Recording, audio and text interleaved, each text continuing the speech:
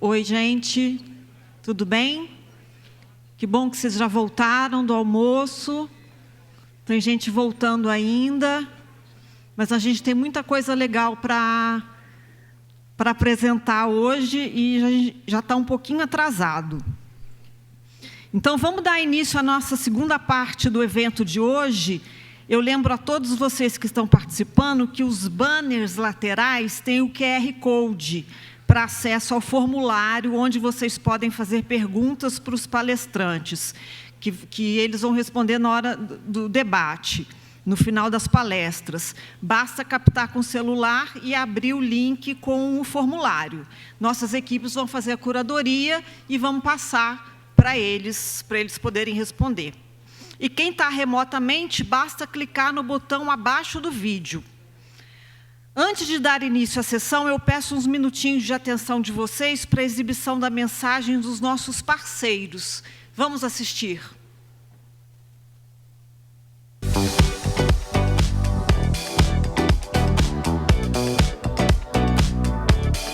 A energia solar já foi futuro, hoje é o presente. Nós fazemos parte disso sendo a maior fintech de financiamento para energia solar do Brasil. O Meu Financiamento Solar, uma solução Banco BV, foi criado para tornar a energia solar acessível em todo o Brasil. A gente oferece uma solução de financiamento para casas, condomínios e negócios, desde pequenos comércios até grandes indústrias. Nós temos uma jornada de contratação 100% digital, com atendimento exclusivo do nosso time, tanto para a empresa de energia solar quanto o cliente final, simplificando assim todo o processo de contratação do início ao fim. Temos as melhores condições de financiamento, sempre nos moldando para acompanhar as necessidades do mercado. Com a agilidade de uma fintech e segurança de um banco, o Meu Financiamento Solar é o seu melhor parceiro de negócio.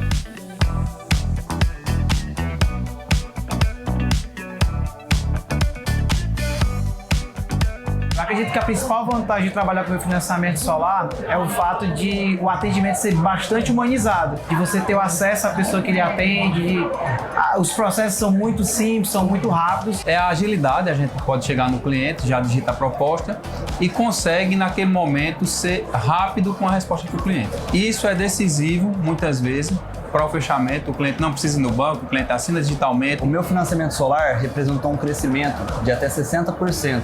A facilidade com que eles fazem a linha de crédito ajudou muito com que nós crescemos desse tanto. O meu negócio só cresceu por conta do Meu Financiamento Solar. Porque hoje, como muitas pessoas conseguem trocar a conta de energia pela parcela do financiamento, eu consigo vender pelo menos 90% mais do que eu venderia somente à vista. Como ele é descomplicado, a agilidade acaba sendo natural. Então, quando eu dou entrada num processo, ele em 24 horas, normalmente comigo, ele já é concluído e inclusive até pago.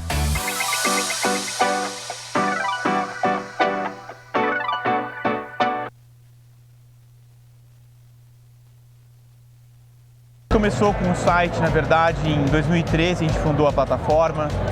Em 2014 a gente lançou o site no ar. E a gente começou com o conceito de gerar lead. Nossa trajetória ao longo dos últimos 5, 7 anos quase, a gente passou por gerador de lead, por certificador de empresa, por mapa, onde a gente ranqueava os melhores instaladores do Brasil. A gente ajudou a criar um financiamento desse processo todo. A gente criou um marketplace e com isso ajudou a capilarizar a distribuição dos equipamentos de energia solar no Brasil. A gente já tinha a maior plataforma, tinha todos os contatos de instaladores, distribuidores, mas essa conta a gente não conseguia fechar. E no início de 2020, um pouquinho antes da pandemia, a gente começou a testar modelos específicos de venda de equipamento para os clientes finais. E dentre esses modelos todos, a gente chegou no modelo de franquia. A gente investiu por volta de 6 milhões de reais para modelar o perfil do nosso franqueado e todo o processo de venda de franquia, de instalação, de CRM, enfim, tudo que envolve uma franquia. Hoje o Portal Solar recebe por volta de 1.000 candidatos de franquia por mês, onde de 20 a 35 desses candidatos são selecionados para se tornar franqueados. Deu certo.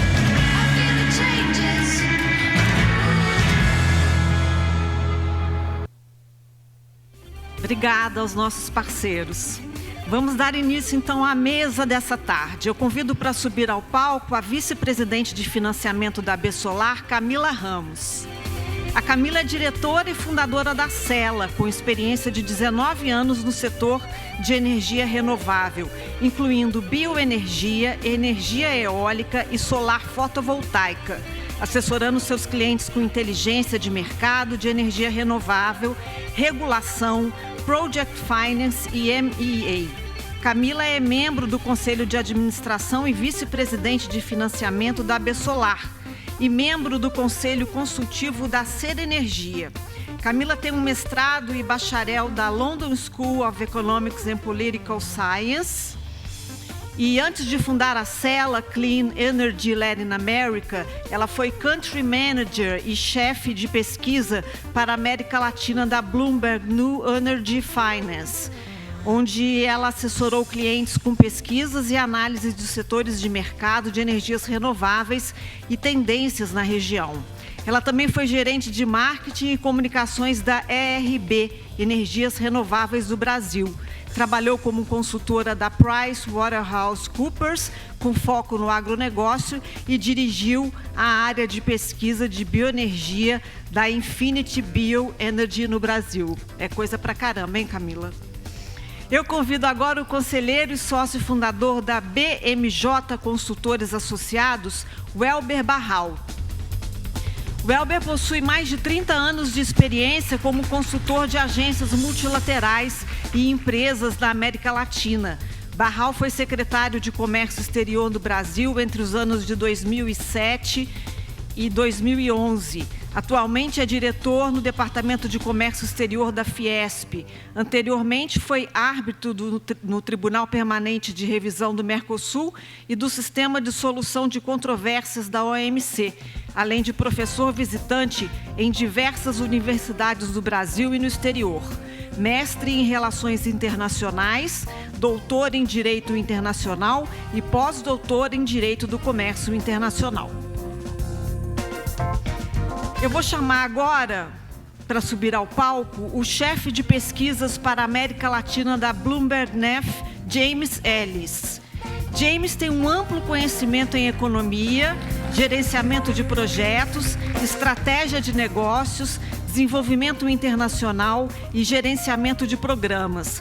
Suas maiores competências são pesquisa e análise independente e aprofundada sobre a transição energética, com foco na América Latina.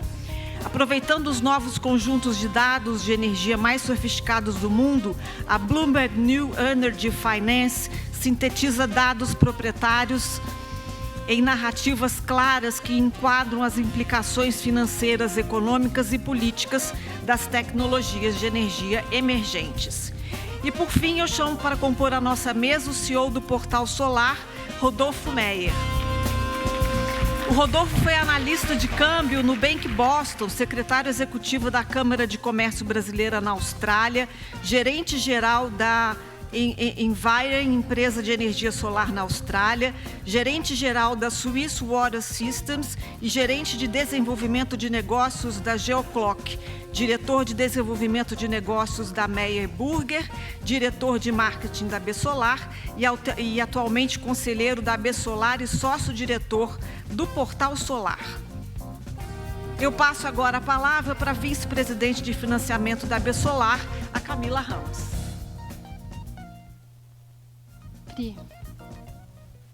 Boa tarde, pessoal. Ufa, currículos longos, né? Não tem nenhum jovenzinho aqui nesse painel, né? Pelo tamanho desses currículos. É um prazer estar aqui compartilhando esse painel com vocês, né? Um time aqui de feras para falar um pouquinho sobre energia solar fotovoltaica e as perspectivas para o setor elétrico. Agradeço a todos que estão aqui depois do almoço para acompanhar esse debate. E gostaria de lembrar vocês, por favor, para mandarem as suas perguntas, usar o QR Code aqui, que depois das apresentações que cada um dos palestrantes vai fazer, de uns 15 minutinhos, a gente vai abrir para perguntas de vocês, que acho que a parte mais interessante é o debate. Tá? Hoje eu estou representando aqui a Besolar, né, onde eu sou conselheira e vice-presidente. Já sou conselheira, já estava fazendo as contas há quase 7 anos, né, acho que desde quase o início, né, estou envolvida desde o início da associação. Eu tenho muito orgulho, né, de estar aqui hoje e ver, né, esse trabalho e acompanhar esse trabalho da associação em prol do desenvolvimento do setor, né. O setor solar fotovoltaico, ele é o que ele é hoje, em grande parte por conta do trabalho da associação, né, do Rodrigo Sawaia, do Ronaldo Kolozuki, de toda a equipe da associação, né, mas também de todos os associados, como eu, né, que trabalham voluntariamente, dedicam com paixão, né, se dedicam com paixão para trabalhar, né, nessa vertente institucional do desenvolvimento da energia solar fotovoltaica aqui no Brasil. Então, eu fico muito feliz de estar aqui. Falando um pouquinho do trabalho da AB Solar, né, para quem não conhece ou então não se envolve muito no dia a dia, eu queria convidar, né, os nossos associados hoje, que já são associados, a se envolverem, né, na associação, nos grupos de trabalho, nas forças-tarefa, porque o trabalho da associação, como eu disse, é feito no dia a dia com a interação junto aos associados, e para conhecer melhor os conteúdos que a gente disponibiliza. Então, a associação, ela representa e ela promove o setor fotovoltaico aqui no Brasil e no exterior também. O Rodrigo vive viajando, às vezes até os conselheiros aí participam muito de eventos no Brasil e fora do Brasil também. Nós acompanhamos o avanço do setor fotovoltaico, né, e do mercado fotovoltaico no Brasil. O site da AB Solar, por exemplo, tem uma riqueza de conteúdo só no site, além de todas as divulgações que a gente faz via e-mail e reuniões, que trazem informações assim riquíssimas sobre o setor. Então, dois conteúdos que eu tenho muito orgulho de ter participado e são um sucesso, um hit aí na associação, é o infográfico, né, que ele é atualizado mensalmente com informações do mercado, disponível de graça no site da AB Solar para todo mundo que quiser acessar, em português e inglês, é uma ferramenta muito legal. E também a tabela dinâmica de linhas de financiamento para energia solar, que a gente começou lá em 2016, né, a acompanhar, tinha menos de 50 linhas de financiamento, até bem menos, né, disponíveis para o setor, e aí a gente passou muito aí esse número, né, de linhas de financiamento, a gente acompanha hoje a equipe da AB Solar mensalmente faz esse acompanhamento junto às instituições financeiras para manter essas informações super ricas, dinâmicas lá disponíveis para vocês, associados, e para o mercado em geral, né? E também a associação serve de ponto de encontro para debate sobre o setor. Então, via, né, eventos como esse, né, que a gente faz, e outros eventos que a associação faz pelo Brasil, mas também, né, nas reuniões que a gente faz de grupos de trabalho, que são muitos. Quantos grupos de trabalho nós temos, Rodrigo, mais ou menos? Bom, mais de 10, né? Então, são temas aí diversos, desde cadeia produtiva, financiamento, hidrogênio verde, GD, GC, tem tema para todo mundo que quiser debater, né? E eventos de networking. Então, convido a todos a conhecerem mais. E agora eu vou entrar aqui no tema, né, do nosso painel. A gente vai falar sobre, como eu disse, né, perspectivas na política e no setor elétrico brasileiro, e com um enfoque no ano de 2023, no que está por vir, né? Vai ser um ano de grandes mudanças, né? Não dá para eu listar aqui todas as mudanças, mas a gente tentou pegar um recorte aí de algumas mudanças que são bastante relevantes para a gente aqui no setor solar fotovoltaico, e eu acredito que grande parte desses temas, se não mais, vão ser trazidos pelos nossos palestrantes hoje e por vocês aqui hoje no debate. Então, um deles, por exemplo, né, que já foi trazido aí um contexto muito interessante pelo nosso palestrante, o Alexandre Schwartzman, né, sobre a retomada da economia no pós-pandemia, né, e tudo o que isso significa para o setor solar fotovoltaico aqui no Brasil e no mundo também. Novos governos estaduais e o federal, né, que vai ter, sem dúvida, um impacto importante para o setor elétrico, né? A gente vai ter aí, já tem uma equipe de transição trabalhando em temas, e a gente entender quais vão ser esses temas prioritários. A modernização do setor elétrico, né, que é um dos temas que tem sido apontados pela equipe de transição do novo governo como um dos temas prioritários e deve impactar aí o setor solar fotovoltaico de forma relevante. O marco legal da geração distribuída, né, que a gente já comemorou aqui hoje no primeiro painel também. Tivemos uma vitória ontem na Câmara e agora indo para o Senado para a gente conseguir postergar em mais 6 meses, né, o benefício para a geração distribuída, mas todo o impacto que a 14.300 vai ter também nos novos projetos, né, que fizerem a solicitação de acesso a partir aí dessa data ou de 6 de janeiro ou de 6 meses após isso. Os novos leilões que devem acontecer nesse ano de 2023 também devem impactar positivamente o nosso setor. Então, a gente vai ter, por exemplo, um leilão de margem de escoamento, né? Um leilão no tipo de leilão novo, né? Que a gente deve participar. O leilão de reserva de capacidade, entre outros. Novas tecnologias, como o hidrogênio verde, a associação inclusive, né, alterou o seu estatuto social esse mês para englobar novas tecnologias como o hidrogênio verde, apontando para a tendência, para a importância que esse setor e essa tecnologia vai ter e já está tendo para o setor elétrico brasileiro, mas também em específico para a geração, né, de energia solar fotovoltaica, que vai ser, né, a energia renovável, a gente que usa a energia renovável para produzir esse hidrogênio verde, que tem esse potencial enorme aí, como já foi mencionado pelo Ronaldo hoje de manhã, de representar alguma coisa entre 12% e 22% de toda a demanda de energia no mundo até 2050, e o Brasil tem o potencial de se posicionar para ser um grande líder global na produção, no consumo, mas também na exportação desse hidrogênio verde para diversos usos, né? Outro tema importante, super relevante para a gente aqui no solar, né, a abertura do mercado livre, né, e trazendo grandes oportunidades para a gente, né? Já a abertura que já tem acontecido tem sido muito importante, né? A gente que trabalha na geração solar centralizada migrou o foco, né, como gerador, por exemplo, das nossas contratações, né, de projetos sendo contratados, energias sendo contratadas de leilões, né, através de leilões regulados para contratações no mercado livre, né, que é o grande driver de crescimento do setor. E agora, com essa abertura de mercado né, potencialmente chegando aí, inclusive na baixa tensão, deve ter um impacto aí bastante positivo para o setor de energia solar. Preocupações, o final do desconto da TUSD e da TUST, né, para a energia renovável. Então, é um impacto aí que a gente está vendo nessa corrida do ouro para a geração centralizada, né, de projetos para manter e que mantenham, né, o benefício da TUSD. Preocupações em geral, né, no Brasil com a tarifa da energia elétrica aqui no Brasil. O Ronaldo aqui também mencionou, né, nós temos aqui no Brasil uma das tarifas elétricas mais caras do mundo, que é um paradoxo, né? Uma vez que a gente produz a energia mais barata renovável do mundo, né? Então, nós do setor fotovoltaico só temos a contribuir para trazer o preço da energia para o consumidor final, seja através da geração centralizada, seja através da geração distribuída, para ser mais competitiva.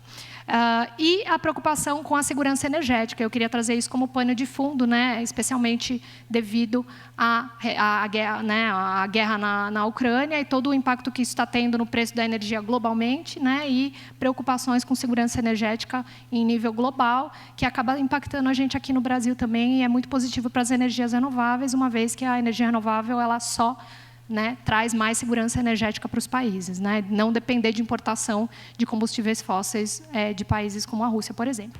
Tá? Então, esses são alguns temas que eu queria só, né, trazer aqui para a gente lembrar como pano de fundo.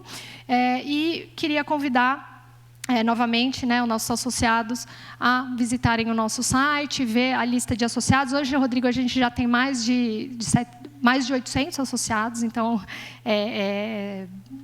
representando aí toda a cadeia da energia solar fotovoltaica, e convidar as empresas que ainda não são associadas, tem um QR Code aqui, quem quiser saber mais informações como se associar, ter acesso a todos os benefícios que a gente traz para os associados. Eu garanto para vocês que vai ser muito positivo, tá bom? Obrigada, e vou convidar, então, aqui a BMJ para fazer a primeira apresentação, por favor.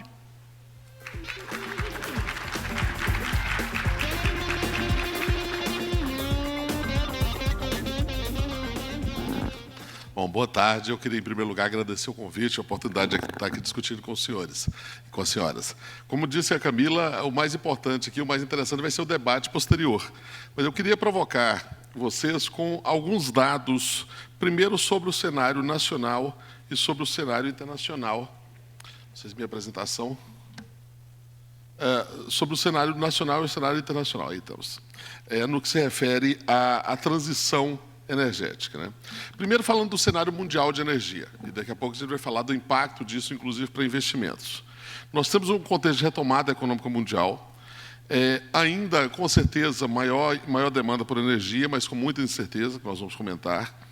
Um tema muito importante, que é a guerra da Ucrânia, que vai mudar várias percepções do mundo, não só no que se refere à geopolítica, mas também aos investimentos. Há riscos ainda com relação à Covid e que podem pressionar as cadeias de suprimento e que podem atrapalhar, inclusive, a recuperação econômica do mundo. E um preço internacional do petróleo que vem se desacelerando desde a guerra, do início da guerra da Ucrânia. No caso do Brasil, como a Camila já chamou a atenção há pouco, há vários projetos que já compõem uma transição agora entre o governo e o governo futuro. O principal deles, como nós sabemos, é a PEC da transição, chamada PEC da transição, que vai permitir que se mantenham os gastos bastante elevados em programas sociais do governo. Deve haver um aumento de ministério. Esse aumento de ministério deve levar, inclusive, à recriação do Ministério da Indústria e Comércio e, novidade, uma das propostas da equipe de transição é que o novo Ministério da Indústria e Comércio tenha uma secretaria de economia verde, justamente para ser o interlocutor da indústria no que se refere aos programas futuros sobre os quais eu vou falar. E, quanto ao Ministério de Minas e Energia, espera-se que haja uma situação mais tradicional, inclusive em aliança com o Centrão. Um tema muito importante vai ser a agenda climática. O Brasil, nos últimos anos, tem sido visto de forma negativa no que se refere à agenda climática. Há uma expectativa que seja criada, inclusive, uma autoridade climática, uma secretaria para o clima. A Petrobras deve se firmar não só como uma empresa de petróleo, mas como uma empresa de transição energética.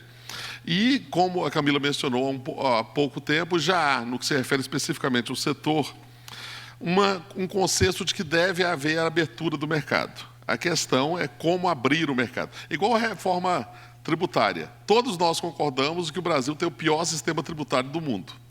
Como reformá-lo é que é o grande problema. Aqui é a mesma questão do mercado livre, a questão de como será feito, prazos, etc.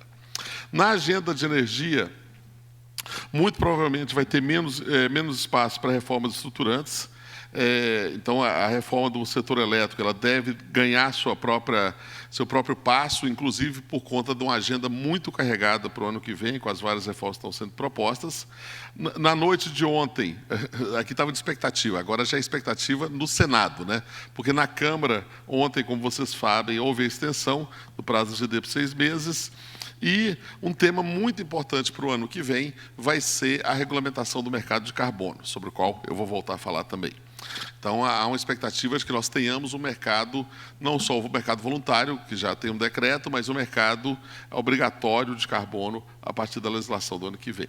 Bom, quando a gente olha toda essa agenda, alguns comentários que eu queria enfatizar. Foi mencionado aqui há pouco pela Camila também, o Brasil tem grandes desafios e o Brasil tem grandes oportunidades quando a gente olha esse cenário. E aqui eu queria trazer um conceito para vocês. Quando a gente falava, há 10 anos atrás, ou há mais de 10 anos atrás, grande parte da globalização se concentrava no conceito de offshoring. Grande parte da globalização foi o offshoring, o investimento no exterior, aproveitando capacidades laborais ou vantagens naturais, o que seja, principalmente para transferir para a Ásia grande parte da indústria. Nos últimos 10 anos, esse conceito vem mudando. Primeiro, houve o conceito de reshoring. Vários países, principalmente Japão, Estados Unidos e Europa, começaram a refazer ou a atrair novamente a investimentos para o seu território, principalmente com o temor de algumas indústrias críticas, como é o caso de defesa, saúde, eletrônicos, etc. Então, nós tivemos o reshoring. Depois, nós tivemos o chamado nearshoring. Os países começaram a atrair para seu âmbito de influência, de novo, Estados Unidos e Europa, para a produção próxima de vários setores industriais. E aí nós falamos agora com a guerra da Ucrânia de friendly shoring, a ideia de que tem que ser em países amigos. A questão geopolítica passa a ser uma questão tão importante que os Estados Unidos, por exemplo, numa nova legislação chamada CHIPS Law, CHIPS Act, ele, inclusive, promove a produção de semicondutores em países da América Latina, por exemplo, que seriam países amigos em comparação com países da Ásia. Nós temos a possibilidade agora de discutir um novo conceito que se aplica fundamentalmente ao Brasil, que é o de power shoring, ou seja, a ideia de que o Brasil tem condições naturais para os próximos 10 anos de poder se aproveitar de grandes oportunidades da transição energética. Na verdade, eu tinha colocado na apresentação, mas não apareceu aqui, vários dados, mas eu sugiro que os senhores analisem no site da IRENA. A IRENA é a Organização Internacional de Energia Renovável. A IRENA coloca e esse era o dado que eu queria mostrar, para os próximos, até 2050, a criação de 130 milhões de empregos em energias renováveis. 130 milhões de empregos. Considerando a transição energética, considerando as questões relativas à eletrificação de automobilística, considerando a produção de novas fontes renováveis, 130 milhões de empregos no mundo. Considerando aí também a compensação da perda de empregos na área de energias fósseis. O saldo é de 130 milhões de empregos. Neste cálculo, o Brasil poderia ter 10% desta criação de novos empregos. Esses 10% estariam não apenas na produção de energia solar, eólica, mas também de hidrogênio, como foi mencionado aqui, como também em outros mecanismos de transição energética e nos serviços agregados. Porque, afinal de contas, nós precisamos de advogados que entendam de direito de energia. Nós precisamos de analistas econômicos que façam modelos de sustentação, de sustentabilidade econômica de projetos. Nós precisamos de contadores que entendam a nova mecânica de carbono na produção energética. O Brasil poderia chegar a 10% desses empregos até 2050. O que o Brasil precisa para isso? E essa é a grande questão. Esse é o potencial. Mas a gente nunca perde a oportunidade de perder a oportunidade. Essa é a história brasileira. Então, para que não percamos outra oportunidade, quais são alguns elementos fundamentais que nós temos que trabalhar, e a Absolar tem sido um protagonista importante nesse processo? O que pode nos atrapalhar de não alcançarmos nem 5%, nem 6% desses empregos até 2050? Primeira questão, estabilidade regulatória. Um dos problemas do Brasil, quando nós falamos de projetos de médio e longo prazo, e os projetos de transição energética são quase sempre de médio e longo prazo, nós estamos falando de estabilidade regulatória. Aí temos dois lados. Primeiro, quais são as regras do setor quando nós estamos falando de um investimento de 20 ou 30 anos? Como é que eu faço a precificação do risco em 20 ou 30 anos?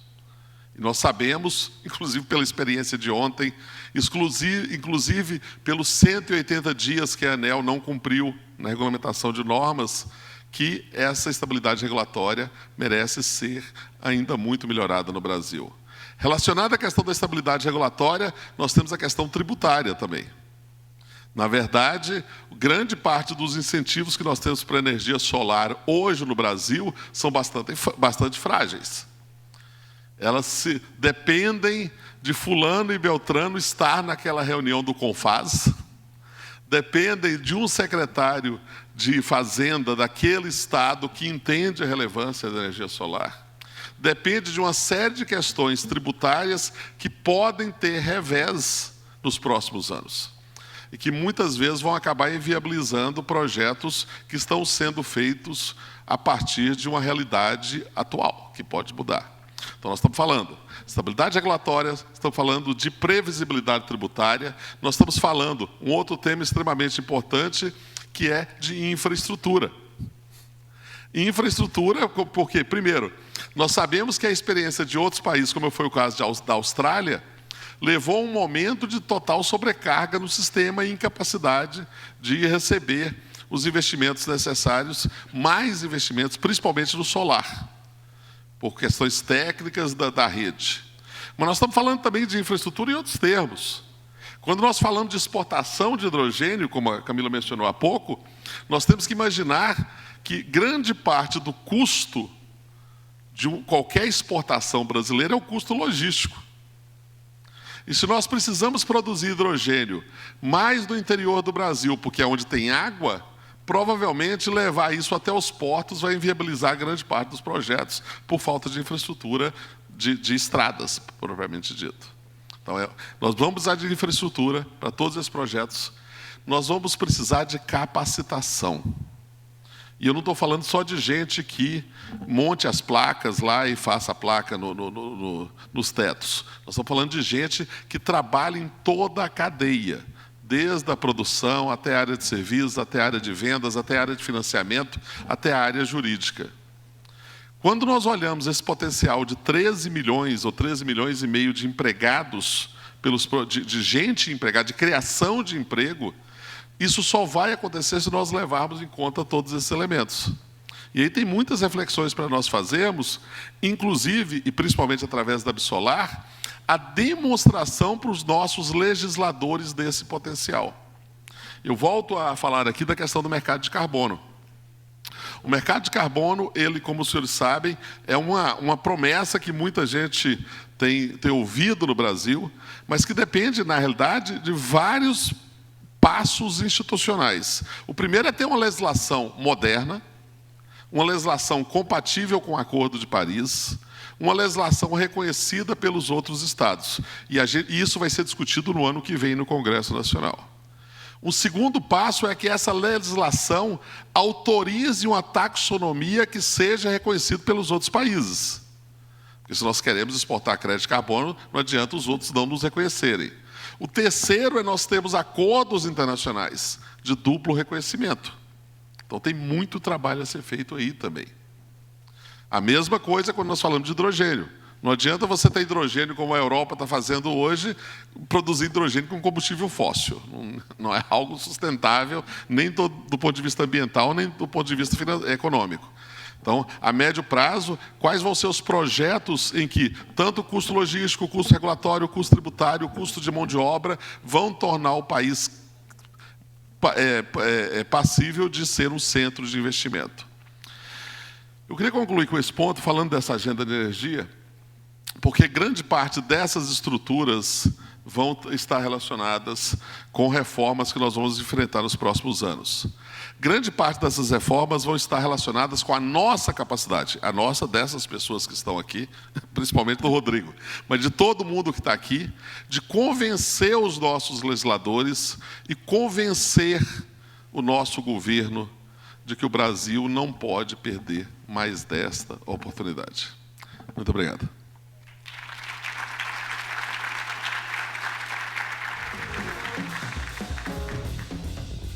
Muito obrigada por esse panorama muito rico, gostei muito e aprendi um termo novo, tá? O reshoring, o friendshoring, o nearshoring, já conhecia. Agora o powershoring eu gostei muito. Então, obrigada. Já vou assimilar também esse novo termo. Obrigada, viu? Queria convidar agora o nosso segundo palestrante, convidar, né, todos vocês a mandarem perguntas, tá? Não esquece do QR Code. Já podem ir mandando que a equipe da Absolar já está colhendo as perguntas, tá bom?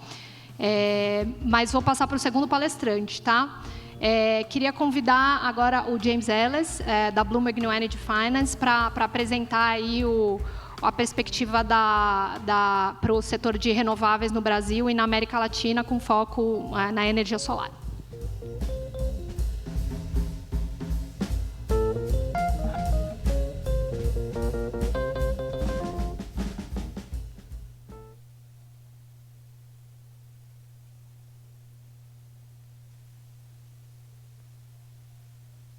Bom, boa tarde a todos. Meu nome é James Ellis e gostaria de começar agradecendo a presença de todos nessa tarde, a Absolar, meu amigo Rodrigo, Camila e e os outros panelistas aqui. Eu sou o chefe de pesquisa para a América Latina, para a BNEF, e quem somos? Somos a parte de Bloomberg que cobre as tecnologias disruptivas e a descarbonização. Somos mais ou menos 250 analistas em todo o mundo enfocados na transição em todos os setores, sendo energia, transporte, indústria, agricultura, commodities e muito mais. Com a minha apresentação, esta tarde espero descrever as principais tendências no mercado global solar e as implicações para o Brasil, e também fornecer uma visão muito geral da escala do desafio que permanece se quisermos nos manter rumo a net zero. Na Bloomberg NEF, nós acreditamos que a transição para uma economia de baixo carbono é essencial e já bem avançada, especialmente nos setores de energia e transporte. E também acreditamos que essa transição é, até um certo ponto, inevitável, devido aos seus motores tecnológicos e econômicos fundamentais. Então, para começar hoje, eu estava pensando em como caracterizar o estado da transição energética e das energias renováveis na região. Porque todo mundo sabe que as energias renováveis e as tecnologias associadas, como baterias e veículos elétricos, estão crescendo. Todo mundo sabe isso. E isso se deve a muitos motivadores positivos. E motivos como a melhoria de tecnologia e a redução de custos, mas eu acho também muito importante entender o ambiente em que eles estão crescendo, porque nos últimos anos também vimos muitos desafios e um ambiente que nem sempre foi tão favorável ao investimento. E este ponto se destaca de maneira mais forte em alguns mercados na região, onde as condições para a inversão têm flutuado nos últimos anos por uma variedade de motivos, alguns globais e outros locais. Nos últimos 5 anos, vimos que a inversão global na transição energética dobrou de 40 milhões para 80 milhões em nível mundial, superando o ano anterior em 30%. E 800 bilhões. E este crescimento se deu também na região, em um ambiente onde vimos o cancelamento, suspensão das leilões em alguns mercados, não estou falando somente do Brasil, mas na região, eleições polarizadas e mudanças importantes no governo, gárgulas crescentes na transmissão e diminuição da flexibilidade na rede, inestabilidade financeira e crescimento econômico decepcionante e, claro, a praga, que ainda estamos vivendo, infelizmente. O fato de que esse crescimento continua sendo forte tanto a nível mundial quanto na região, apesar desses fatores, nos diz algo muito importante sobre a transição energética e a durabilidade dessas tendências tão importantes. A definição de tendência secular é tendências por um largo espaço que estão sendo impulsionadas por mudanças fundamentais em áreas críticas como tecnologia, política e a demografia. Acho que isso não só é bastante apropriada para descrever a transição energética, mas também esta é a tendência secular definidora de nosso tempo. Tanto a energia renovável quanto o transporte eletrificado, as duas maiores categorias, atingiram novos recordes no ano passado, com o aumento das instalações eólicas e solares e das vendas de veículos elétricos. Empresas, governos e famílias investiram 411 bilhões em nova capacidade de energia renovável em 2021, que foi 14% mais do que o ano anterior, e juntas, energia limpa e eletrificação representaram a grande maioria do investimento, com 769 bilhões. Hidrogênio, captura e armazenamento de carbono e matérias sustentáveis compõem o resto, totalizando só 31 bilhões. E quando olhamos para os 10 maiores mercados, em termos de investimento, o tamanho e a importância do mercado brasileiro fica muito claro. E fica muito claro que o Brasil tem um papel importante a desempenhar na transição devido ao tamanho de seu mercado renovável. Focando especificamente na região, o novo investimento em energia limpa se recuperou fortemente no ano passado e teve um forte primeiro semestre deste ano também. Em 2021, vimos fortes fluxos de investimento em energia eólica e solar em quase 20 bilhões, o segundo maior total anual da região, E a América Latina teve 7,7 bilhões em novos investimentos em energia limpa no primeiro semestre deste ano, que foi 12% a menos que no mesmo período de 2021. Tenho que descrever um pouco o que está acontecendo aqui no Brasil, porque é tão importante na conversa de investimento. O Brasil, no primeiro semestre do ano, atraiu cerca de 6 bilhões de dólares aqui, quase 80% dos investimentos da América Latina, principalmente para o segmento fotovoltaico de pequena escala. E esse mercado, o mercado de fotovoltaico de pequena escala no Brasil, atraiu mais investimentos em energia limpa do que todas as energias eólica, solar no resto da América Latina juntas, que é realmente impressionante. E todo esse investimento e trabalho tem traduzido em uma enorme quantidade de capacidade, que, por sua vez, produziu escala e eficiências que mudaram fundamentalmente as relações entre as tecnologias de geração. Em 2014, em quase todos os países do mundo, a tecnologia mais barata para gerar eletricidade era o gás natural ou o carvão. Avança rápido para esse ano e isso já mudou para a energia solar e eólica. Eu sei que estou mostrando um número de LCOE, o custo nivelado de eletricidade, que alguns acham um pouco baixo, mas estamos no processo de atualização. Isso, na região, essa tendência não é apenas verdade, mas, de fato, vemos alguns dos custos nivelados, ou LCOEs, mais competitivos do mundo. E mais países do que nunca estão escolhendo as energias renováveis como primeira opção. Em 2021, 78% das nações no mundo instalaram mais energia limpa, incluindo a hidrelétrica, do que energia baseada em combustível. E a energia solar foi a tecnologia escolhida em quase metade das nações do mundo. Em 2021, 48% dos países escolheram a energia solar como principal opção. Falando um pouco agora sobre nosso 4Q 2022 Market Outlook, gostaria de destacar que o crescimento de energia solar em todo o mundo este ano foi incrível. Este ano, a construção solar foi impulsionada pelos altos preços de energia, preocupações com a segurança energética e boa economia solar, apesar dos preços, gastos de capital e custos de dívida acima dos níveis de 2 anos atrás. Desculpa.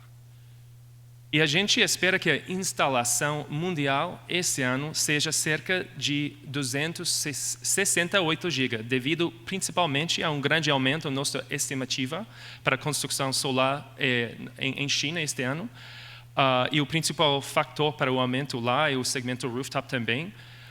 Embora também tenhamos aumentado nossas estimativas para 2022 para o Brasil, a Índia e alguns países europeus.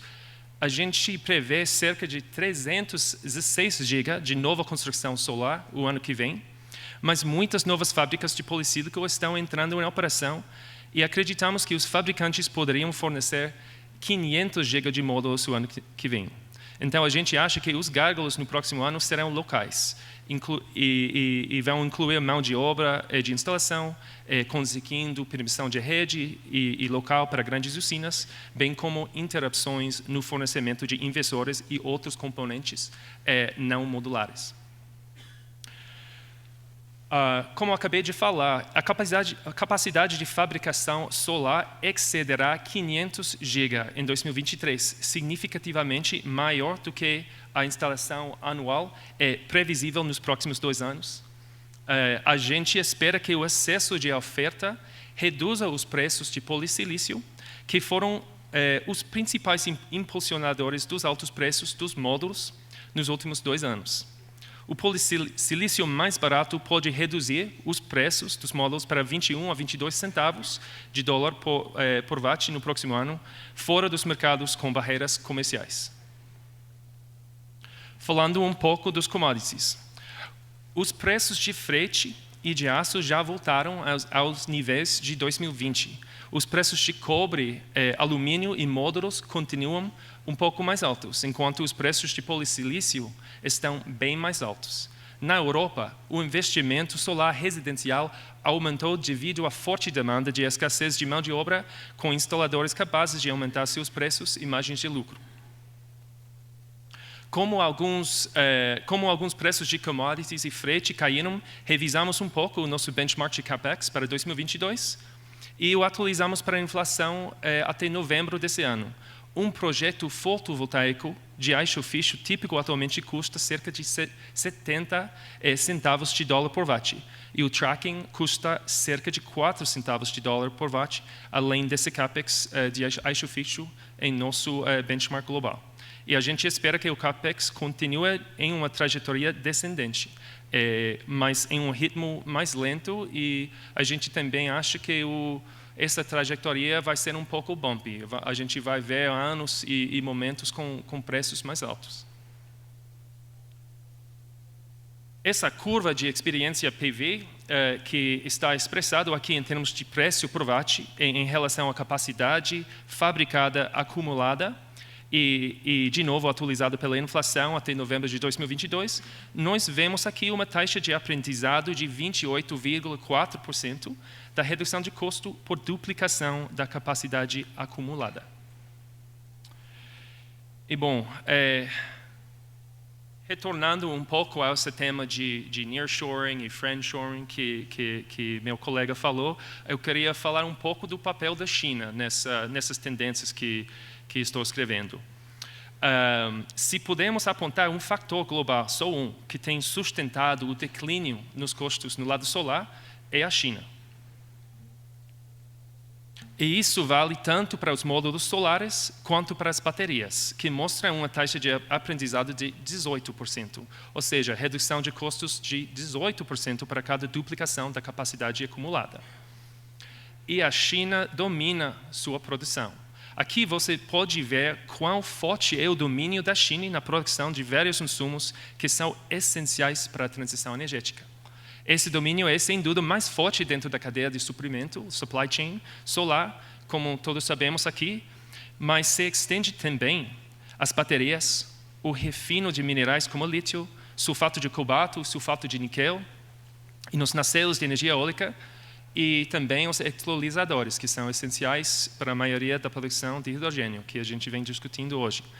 Este gráfico ajuda a explicar o IRA nos Estados Unidos, a Lei da Redução de Inflação, recentemente aprovado lá, e acreditamos que uma implicação muito importante das mudanças nos supply chains globais serão, obviamente, um aumento dos custos, pelo menos em alguns mercados.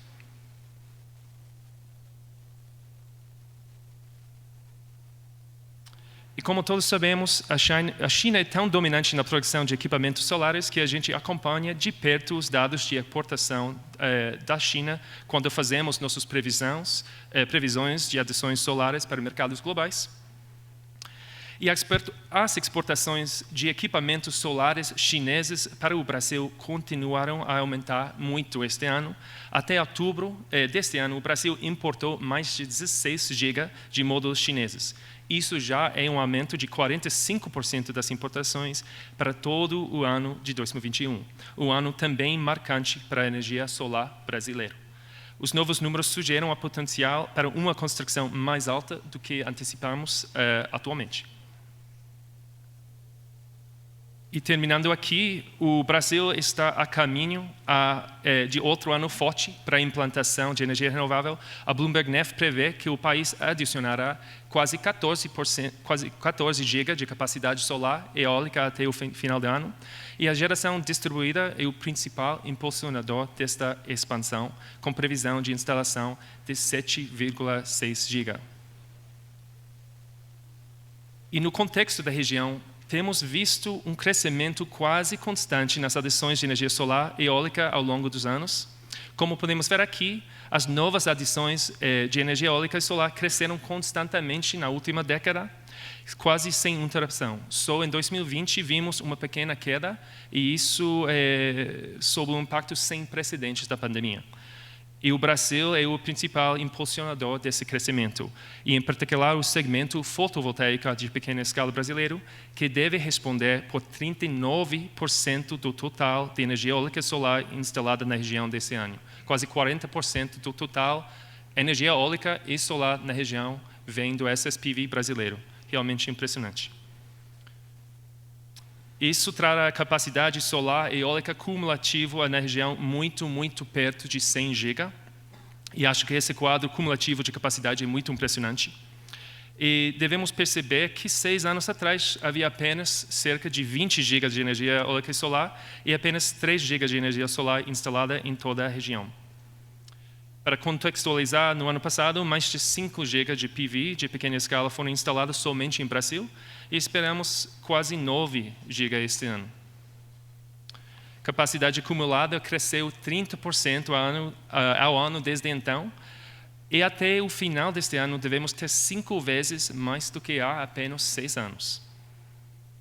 Isso significa que a energia eólica e solar se duplicará a partir de 2019 e acumulativamente é mais grande que qualquer mercado elétrico individual na região, exceto o Brasil, superando facilmente o Chile, a Argentina e México. E caso seguro que superará o tamanho do setor elétrico brasileiro dentro de alguns anos. Em termos de geração, a energia eólica e solar está agora em 2 dígitos em todos os principais mercados da região e o crescimento novamente de apenas 5 anos atrás foi notável. Vale a pena mencionar aqui que estamos vendo apenas geração em escala de utilidade, só utility scale. Se incluíssemos também geração de pequena escala, o porcentagem para o Brasil seria bem mais alto. Enfim, acho que esses dados que mostrei suportam a ideia com a qual eu comecei minha apresentação, ou seja, o crescimento da energia solar e das renováveis em geral é uma forte tendência secular, tanto no Brasil quanto na região, e sem dúvida um dos mais importantes que vemos hoje em nosso caminho para o Net Zero. Com esses pensamentos vou terminar a minha apresentação. Muito obrigado pelo tempo hoje.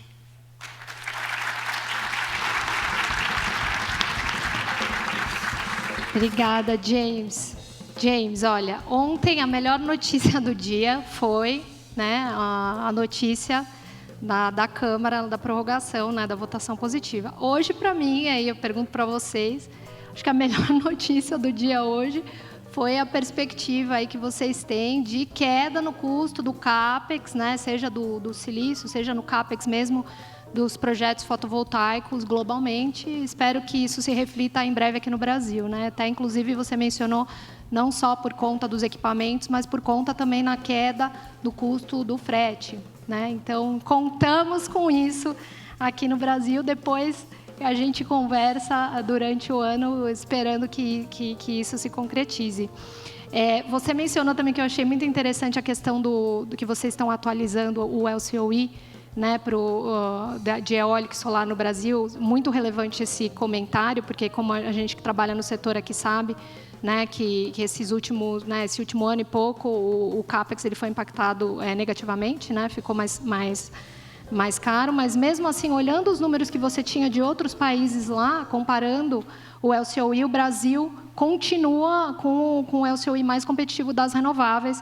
Então, isso mantém esse discurso de que aqui a gente tem, inclusive, né, com o impacto da pandemia, e a energia renovável mais barata do mundo. Então, obrigada, James. Eu dei uma risadinha aqui para o Rodrigo, porque a projeção, o Rodrigo fez um grande anúncio hoje da primeira projeção aí oficial da Absolar para crescimento do setor fotovoltaico agora no ano de 2023.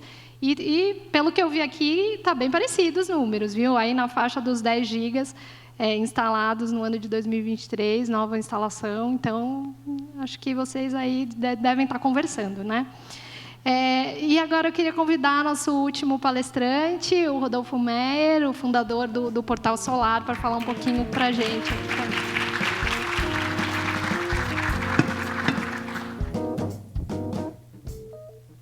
Bom, boa tarde a todos. Com essas notícias boas aqui, se passar uma flanela risca, é isso? Parece que sim. Queria agradecer a presença de todos aqui hoje, é claro, a mesa que está com a gente hoje e, óbvio, o convite da Absolar.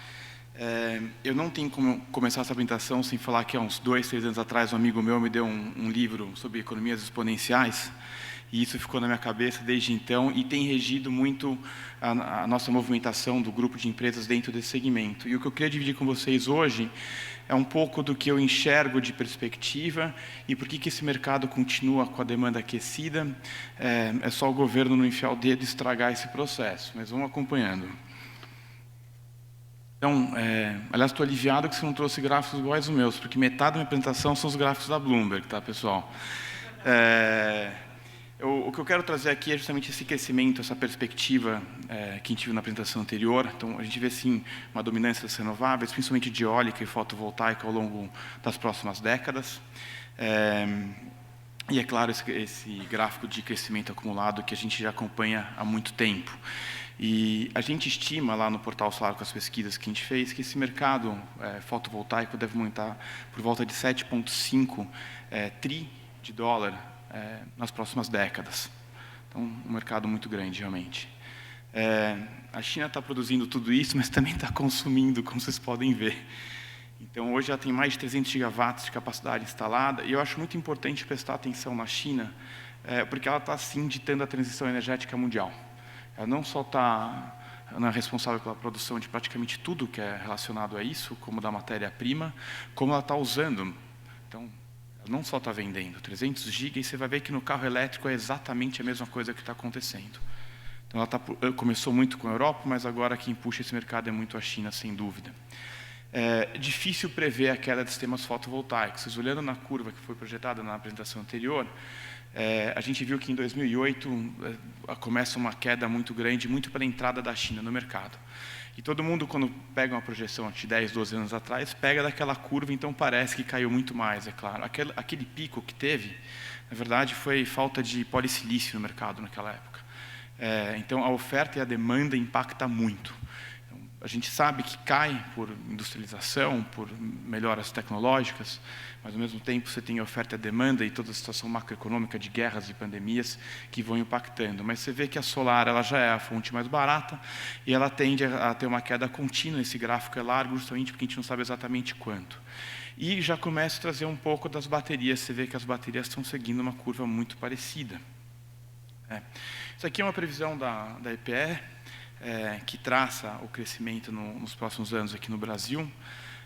Não sei se alguém já fez isso, acho que nessa mesa vocês já fizeram, de pegar as projeções da EPE, as anteriores, e confrontar o histórico. Não acertou nenhuma, né? É verdade.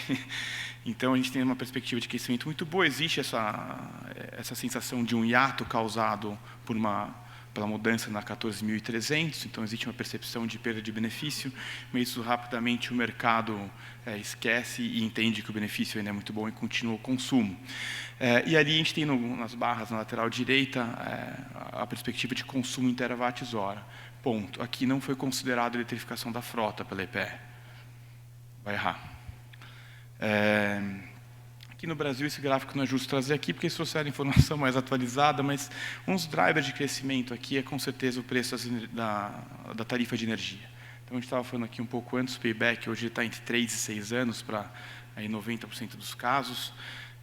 E mesmo com o aumento do custo do painel, com o aumento da taxa de juros, que serviu para segurar um pouco o consumo, mesmo assim, a gente consegue acompanhar o crescimento, porque o retorno ele é real. E aí, a gente começa a falar um pouco sobre a pressão que vai vir sobre esse mercado a nível mundial. Então, eu estou sem meu óculos aqui, eu devia ter trazido a cola do James para colocar aqui, vou virar para cá. Então, 8,3% das vendas globais em 2021 já foram veículos elétricos. Vou conseguir, qualquer coisa me ajuda. E o que a gente vê é a China dominando esse mercado, a Europa como um continente em segundo lugar, e uma perspectiva de venda de quase 40% dos novos veículos sendo todos elétricos, tanto na China quanto na Europa. A gente vem logo atrás, demora, mas sempre chega aqui isso. Depois eu vou contar um pouco para vocês qual que é o nível de pressão que isso traz para a matriz elétrica brasileira. Pesquisando também um pouco mais, a gente entende que 80% dos donos de veículos elétricos querem ter um sistema fotovoltaico. Desde que ele tenha um telhado, ele vai querer ter um sistema na casa dele. Se não tiver um telhado, ele vai querer comprar energia de alguma usina.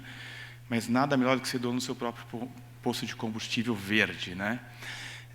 Em média, para cada carro elétrico vendido, residencial, assim, você vai ter uma demanda adicional de um sistema de 3 a 5 kW pico. pela quantidade de quilômetros rodados naquele mês, óbvio, mudando de hábito em hábito.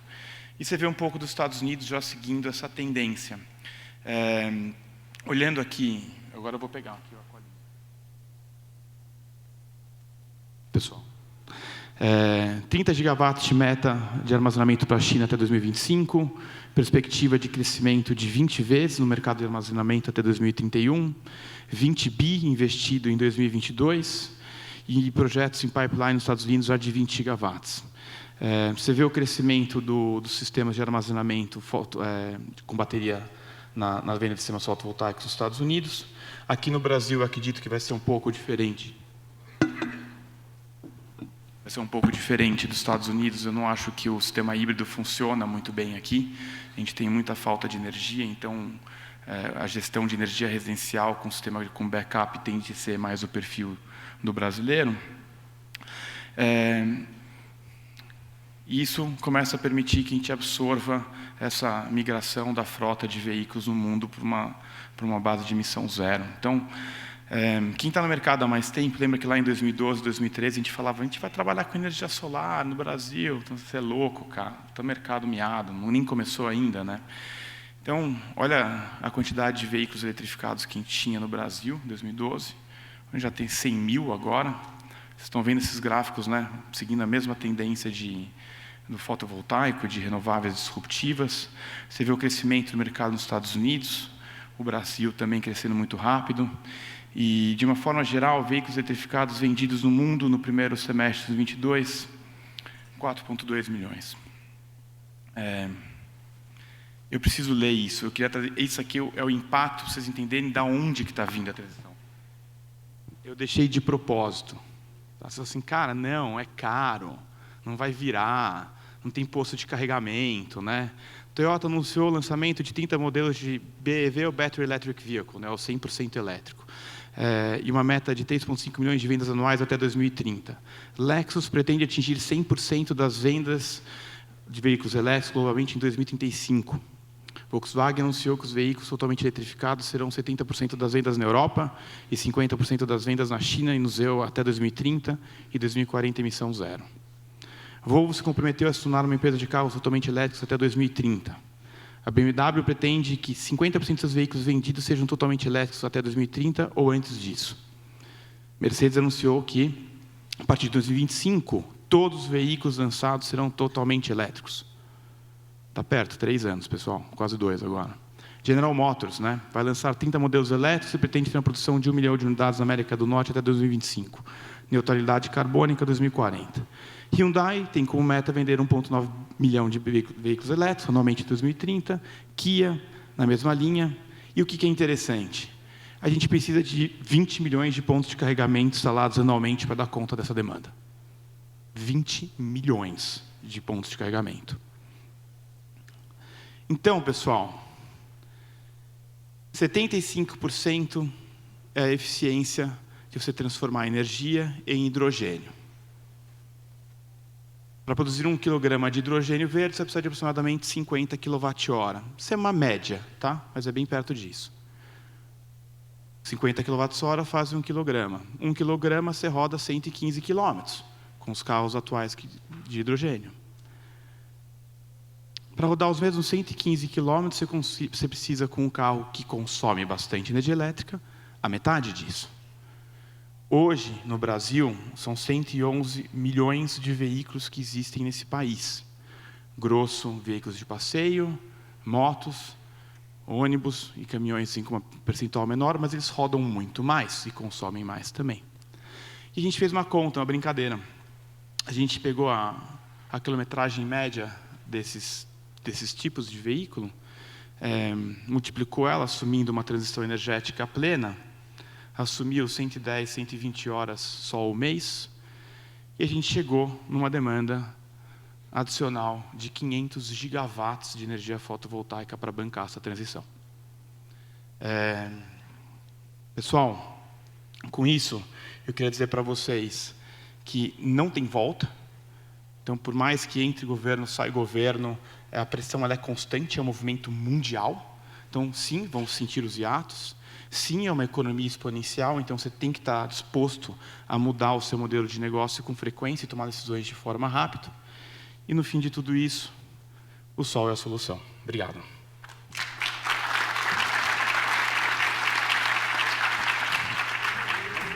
Obrigada, Rodolfo. Camila, deixa eu te interromper um minutinho. Claro. Antes de você continuar com o debate, a gente queria mostrar um vídeo do senhor David Crisostomo. Ele estaria aqui pessoalmente, mas não pôde vir, então ele mandou um vídeo. Ele é diretor da equipe Latin America Gas Power and Climate Solutions da S&P Global. Ele ia participar também do debate, então ele mandou um vídeo para a gente assistir. Vamos ver.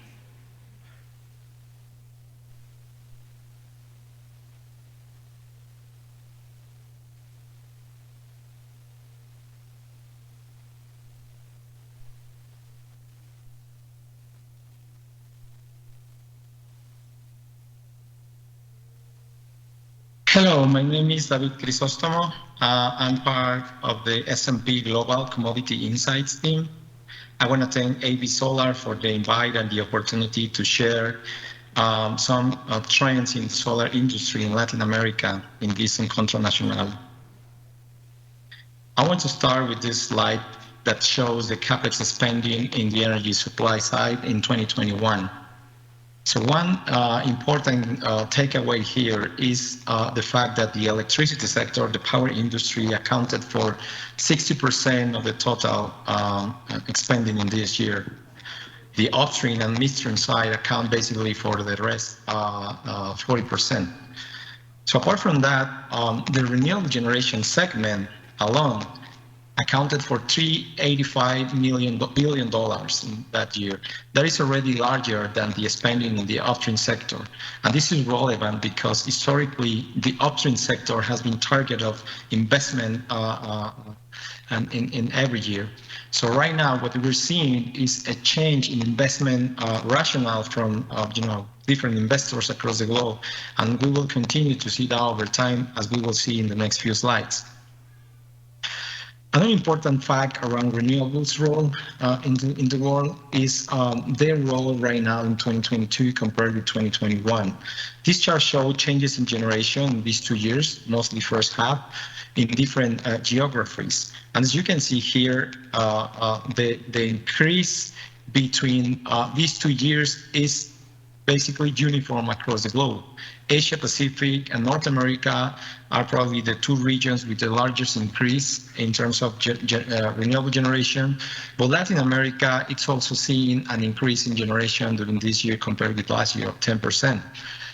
That's as opposed of the decline we are seeing in fossil fuel generation like coal and natural gas. And for some countries, especially in South America, natural gas costs are having increased in this year as a result of the global gas supply crisis. So that tells a bit of how important or how relevant renewables will continue over time.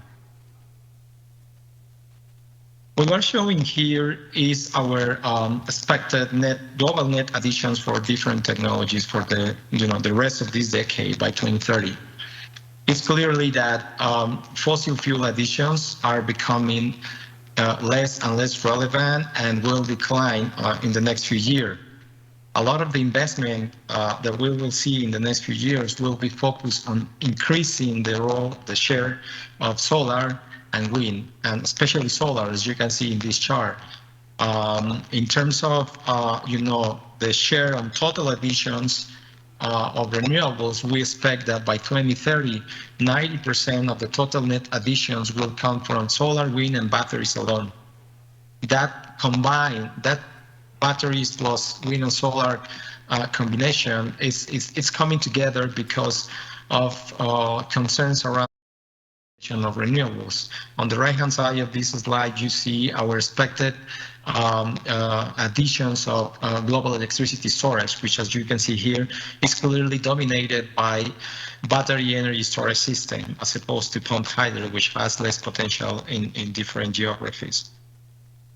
In terms of investment, solar, as I showed in the previous slide, is the technology of choice in terms of renewables. And utility scale alone is expected to double their investment levels of 2022 by 2030. This is an important trend that we are seeing already and will continue to see in the next few years.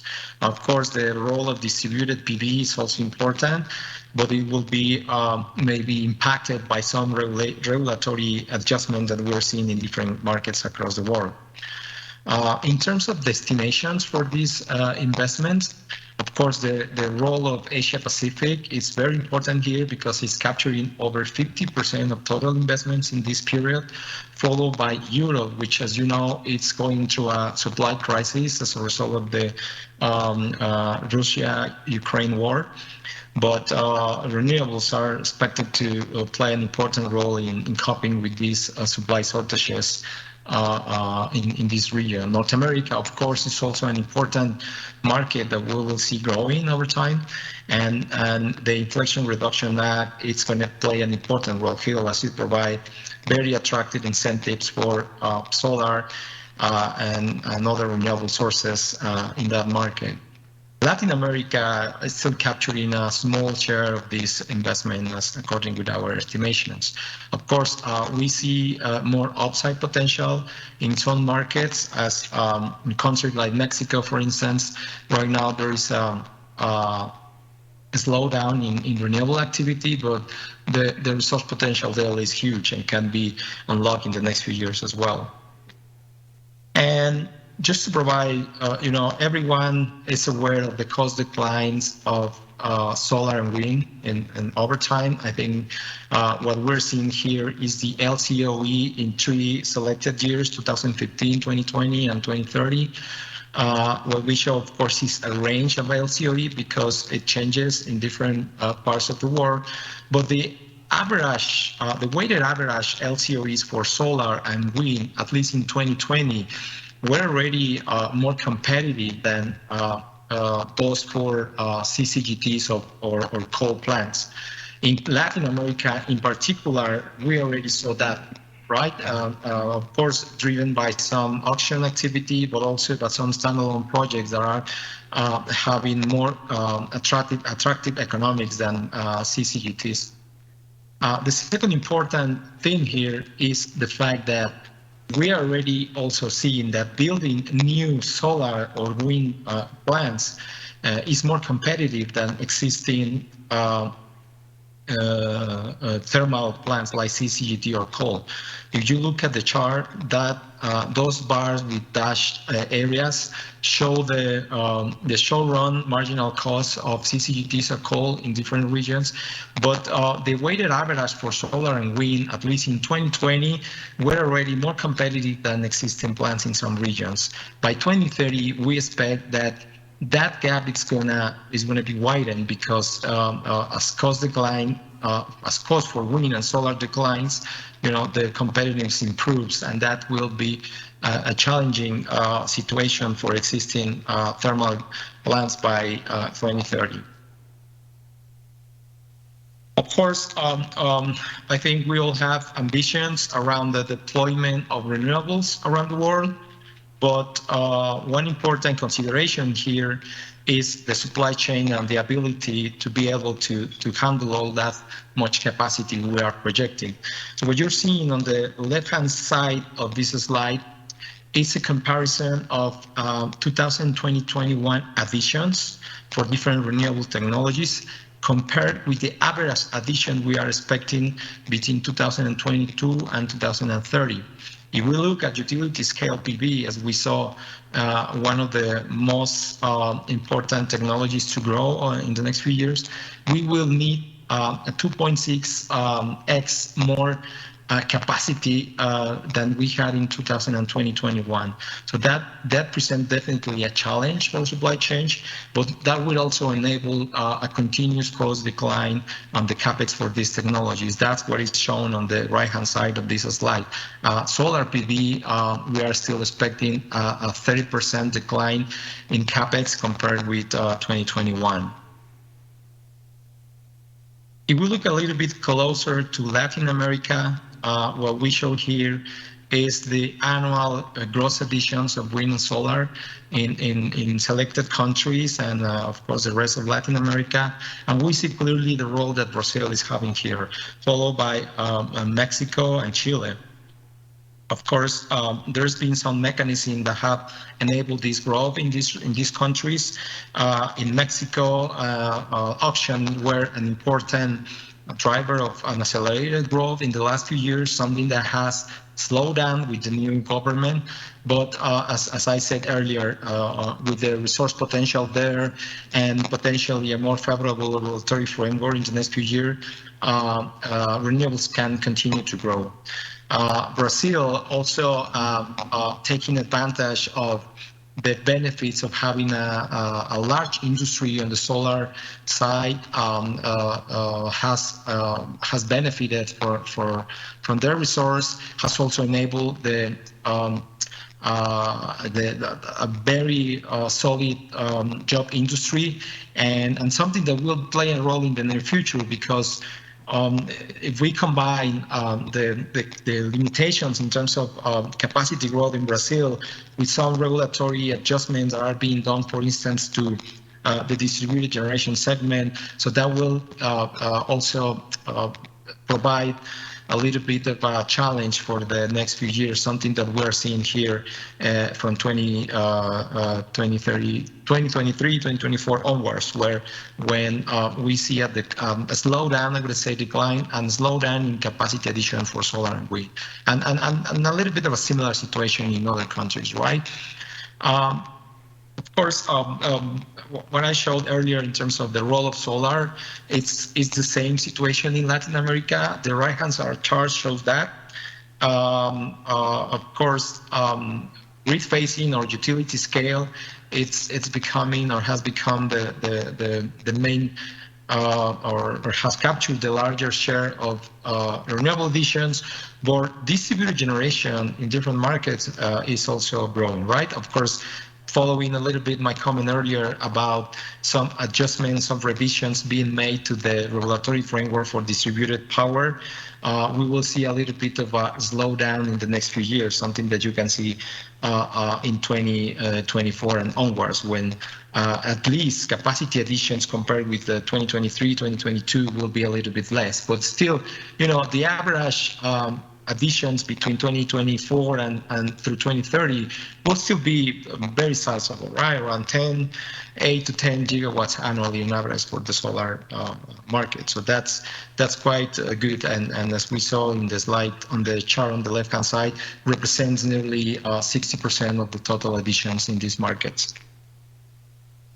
I just want to wrap up my presentation here with, you know, highlighting the role that corporations will have in this future for renewables, right?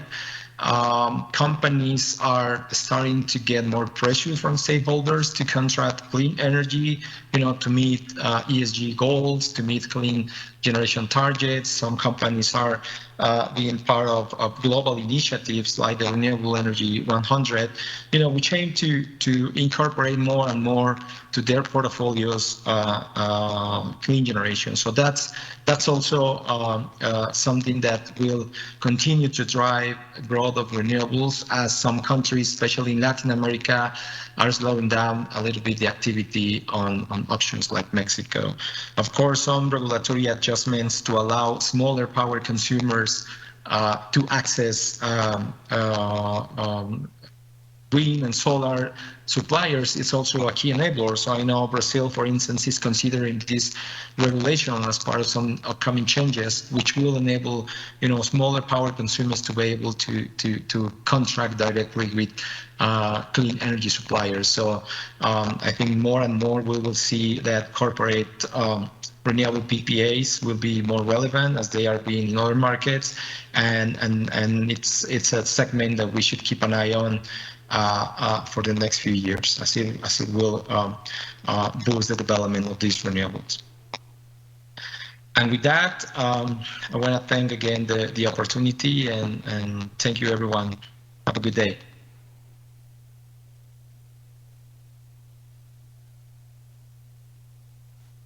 Pri, Posso Pode. fazer? Estava só esperando acender a luz. Agora é com você, Camila. Bom debate para vocês. Obrigada. Gente, temos 10 minutos para o debate. Recebemos já algumas perguntas. Se alguém quiser mandar mais alguma, por favor, usar o QR Code. Eu já vou começar. Eu queria só pedir para os nossos panelistas responderem assim, brevemente, porque senão não vamos ter muito tempo para todas, tá? Mas vamos lá. Primeira pergunta, Velber. Diz que no próximo ano deve... Essa é a pergunta do Vitor Campos, da Fiesp. Tá? Obrigada, Vitor, pela pergunta. Diz que no próximo ano deve haver menos espaço para reformas estruturantes como o PL 414. O MME tem endereçado alguns temas do PL via decreto, como o PLD horário, abertura do mercado para baixa tensão. Há risco de retrocesso com o novo governo nessas áreas da modernização do setor? Essa é uma pergunta bem interessante. Bom, o que acontece? Se vocês olharem o sistema elétrico brasileiro, você tem uma complexidade muito grande e houve um aprendizado com erros que foram feitos. Ou seja, algumas intervenções que se mostraram desastrosas, principalmente no governo Dilma, não vão ser repetidas. Eu acho que o Brasil tem uma capacidade de aprendizado institucional que mostra que algumas daquelas intervenções têm um custo muito alto, inclusive de instabilidade regulatória no médio e longo prazo. Eu acho que esse foi o aprendizado que o Brasil já teve, principalmente no setor elétrico. A grande questão é, a partir de agora, qual é o nosso modelo? Eu acho que todos os dados aqui foram muito interessantes, mostrando uma enorme demanda. Deixa eu refazer a frase. Mostrando que, se o Brasil crescer, a demanda energética vai ser muito maior do que nós temos capacidade de atender. E mais do que isso, não só a demanda energética, mas também a transição energética que é necessária para que nós possamos cumprir exigências que são colocadas, inclusive por países importadores do Brasil. Deixa eu dar só um exemplo para mostrar isso. A Europa aprovou o CBAM, o ajuste de carbono na fronteira. Isso vai ter um impacto imediato para o aço brasileiro. Mas depois ele vai se estender a outros produtos. E a questão da matriz energética vai ser fundamental no cálculo da emissão de carbono do que vai ser cobrado nas importações da Europa. Sendo que esse modelo europeu e a própria taxonomia, a Europa está tentando exportar agora para outros países com os quais tem acordo de livre comércio. Ou seja, o Brasil continua a ser, por demais, reativo. O que nós queremos ser quando crescer é uma pergunta de 200 anos que ainda não evoluiu. Nós precisamos saber o que nós queremos e, a partir daí, diante desse cenário internacional, diante das oportunidades que existem, mas também diante dos desafios internos, saber qual é o projeto de médio e longo prazo. Alguém comentou aqui agora, a empresa de pesquisa energética dificilmente acerta, inclusive, nos prognósticos. E são prognósticos que são necessários para nós sabermos fazer. Primeiro, como é que o sistema regulatório tem que refletir isso. Em segundo lugar, a tarefa mais difícil, convencer governo e legislador a implementar o modelo. E nisso, a tarefa dos interlocutores privados é fundamental, como eu chamei a atenção há pouco. Eu vou ser breve, como você terminou. E eu assino embaixo. Né? Às vezes a gente fica até meio frustrado, né? Quem trabalha nesse setor vê o dinamismo, né, do setor como mercado, como tecnologia, né? E às vezes ter que lutar aí, às vezes um pouco contra a maré. Obrigada. Próxima pergunta. Aqui não é para alguém específico, tá? São para os três. Quem quiser aqui responder, fica à vontade. Vocês têm... tem microfone para todo mundo. Foi do Levi da Quer. Como os senhores percebem a competitividade da fonte solar nos futuros leilões de margem, considerando a baixa eficiência da fonte solar se comparada às outras fontes geradoras? Como leiloar um bem escasso, como a margem, de forma a não repassar o custo dessa margem para a tarifa de energia? Por exemplo, o pagamento à vista de um encargo de uso do sistema de transmissão é uma solução possível?